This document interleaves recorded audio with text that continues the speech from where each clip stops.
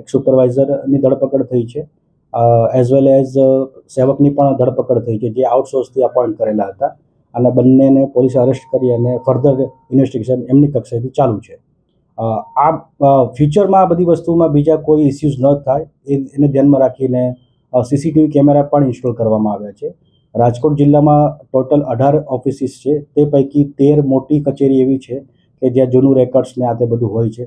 તો ત્યાં 13 ઓફિસમાં 3 સીસીટીવી કેમેરાનું ઇન્સ્ટોલેશન થઈ ગયું છે અને એ લાઈવ પણ થઈ ગયા છે.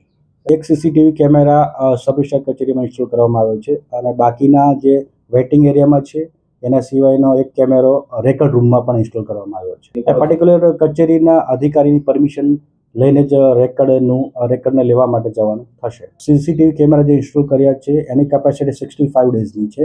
જે રેકોર્ડેડ ફૂટેજ હોય છે એ 65 ડેઝ સુધી ઇન્સ્ટોલ રહેતા હોય.